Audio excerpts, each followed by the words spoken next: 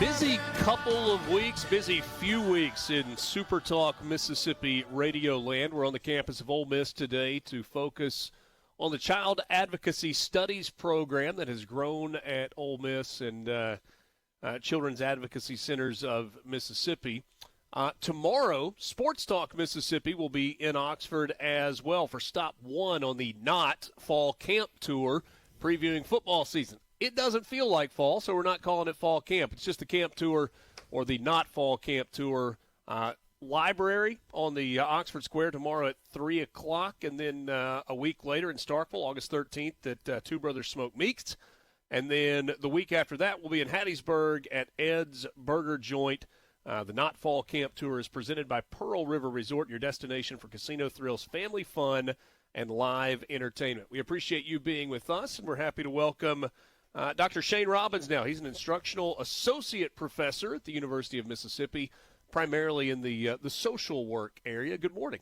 Good morning. It's great to have SuperTalk Mississippi here at the flagship University of the state. So we appreciate you being here. Certainly good to be here, and it's been neat. You and I were talking during the break. Over the last 3 years, we've been on the campuses in Starkville and Hattiesburg and now in Oxford. And just a couple of years ago, this was a program, the C.A.S.T program, that was it was firmly in existence, but it was still kind of getting off its feet. And you were telling me that this is the first year, this academic year is the first year that Ole Miss has actually offered a minor in C.A.S.T studies. Yes, 2024, 2025, we actually began offering C.A.S.T courses for the first time. And we had over 20 students enrolled in those courses on 2 different campuses. But this is actually the first year that's officially a part of our catalog. And so any student in any discipline can actually sign up and be a part of the C.A.S.T minor to learn how to better serve those children affected by trauma here in our state. And one of the things that we've learned and that the Children's Advocacy Centers of Mississippi have talked about to us over the last few years is a word that you use. It's interdisciplinary, regardless of whether you are in education or social work or a medical field or whatever. So somebody mentioned finance earlier as well.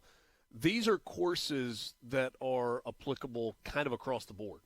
Right, because, there's abuse is often identified in a lot of places, and there are a lot of different reporters, education obviously being one of the main areas where child abuse or child maltreatment may be reported. And so the C.A.S.T minor is really intended to prepare, students from a lot of different disciplines so that they can better, identify and respond to child maltreatment in a way to really help the child and the family through a system of navigating and reaching a point of working through the trauma that may be a part of that. Mississippi is kind of a small state, but we actually investigate over 30,000 potential cases of child maltreatment. Somewhere between 25 and 30% of those are actually, they find evidence of child maltreatment. And so the Child Advocacy Studies program is really to prepare, students from a variety of disciplines to better respond to those types of cases, to help the children through those situations. You kind of touched on it. I feel like through the work that we've done with Palmer Home for Children, the partnership that we've had with Sally Kate Winters Family Services in West Point, that West Point Columbus area, I think the light has been shined a little bit brighter on what you just referenced, the fact that there is far more abuse than any of us want to believe, or maltreatment, I think was the word that you used when it comes to children. There's a whole lot more of it out there. It's heartbreaking. It's heart-wrenching. But if you bury your head in the sand, not only are you doing a disservice to those children, you're just, I don't know, I feel like you're neglecting the needs of those that are most vulnerable.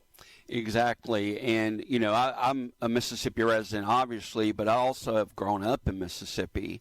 And it is one of those things we really don't want to acknowledge a lot of times, but it is an unfortunate reality. And to better help the children in our state, those who are most vulnerable, it was really this effort, this child advocacy studies minor, to really help prepare those students while they're in college, so they are better aware of the realities that are going on in our own communities, can really be more equipped to identify potential victims of child abuse, neglect, maltreatment, and then respond in a way to really help the child through those situations, help the family through those situations.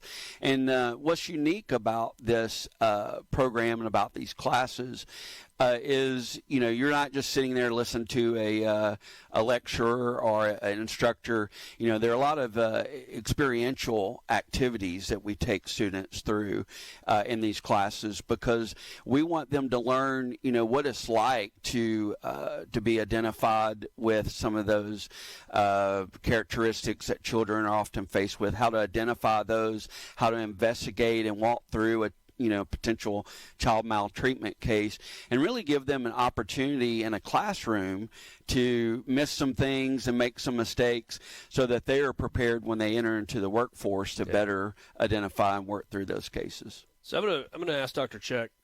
Daniel Check, who's the dean of the School of Applied Sciences, when we talk in a little while about the process of creating a new program within the department, because I don't think that's something that happens overnight. But I'd love for you to speak a little bit, if you don't mind, to the curriculum within this minor, this child advocacy studies minor that is now under the umbrella of Applied Sciences. What are the classes? What are the students going to be learning that then becomes practical and applicable for them moving forward?